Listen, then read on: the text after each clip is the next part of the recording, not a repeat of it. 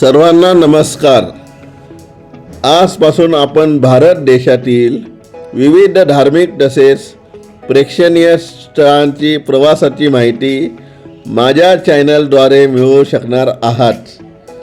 त्यासाठी चॅनलला सबस्क्राईब करा आणि व्हिडिओला लाईक करा। आज आपण दक्षिण भारतातील प्रसिद्ध अशा तिरुपती बालाजी मंदिराची माहिती जाणून घेणार आहोत।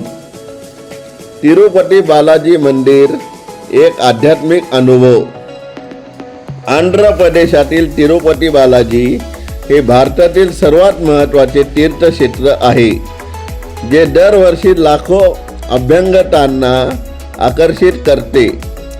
हे मंदिर संपूर्ण भारतातून तसेच परदेशातील यात्रेकरूंना आकर्षित करते। तिरुपती बालाजीचे महत्त्व। तिरुपती बालाजी, ज्यांना व्यंकटेश्वर स्वामी म्हणूनही ओळखले जाते, हे भारतातील सर्वात आदरणीय हिंदू देवतांपैकी एक आहे। मंदिर परिसर तिरुपती, आंध्र प्रदेश येथे आहे आणि हिंदूंसाठी सर्वात लोकप्रिय तीर्थक्षेत्रांपैकी एक आहे। मंदिराचे स्थान। तिरुपती बालाजी मंदिर तिरुमल्ला पर्वतरांगांच्या 7 टेकड्यांपैकी एक असलेल्या तिरुमल्ला टेकडीच्या दक्षिणेला स्थित आहे। तिरुपतीला कसे जायचे? पुणे ते तिरुपती प्रवासाचा मार्ग निवडताना तुम्ही बस, ट्रेन किंवा विमानाने जाऊ शकता। प्रवासाचा सर्वात वेगवान मार्ग विमान आहे, तर बसने प्रवास करणे हा स्वस्त पर्याय असू शकतो। रस्ते मार्ग। अंदाजे 915 ते 1096 किलोमीटर अंतर 15 ते 18 तास लागतात। विमान अंदाजे 5 तास लागतात। ट्रेन। पुणे जंक्शन, पुणेहून तिरुपती TPTY येथे थेट ट्रेन उपलब्ध आहे। वेळ अंदाजे 16 ते 18 तास। ट्रेनचा मार्ग। ट्रेन हा सर्वोत्तम पर्याय आहे, ज्यात स्लीपर तसेच 3 टायर AC हा स्वस्त आणि सोपा पर्याय उपलब्ध आहे। यासाठी तुम्हाला 3 महिने आधीच बुकिंग करावे लागते। मार्ग। पुणे जंक्शनहून तिरुपती, वेळ अंदाजे 16 ते 18 तास। गाड्या।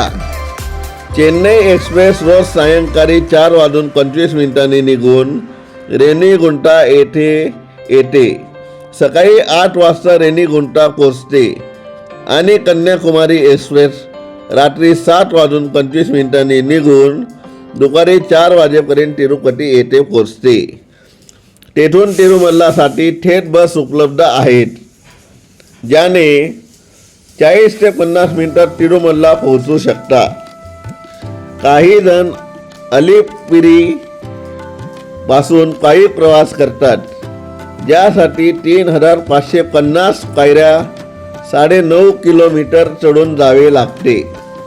परतीचा प्रवास करण्यासाठी रोज सायंकाळी रेनीगुंटावरून 8:50 ट्रेन आहे, जी दुसऱ्या दिवशी 12 वाजेपर्यंत पुण्यात येते।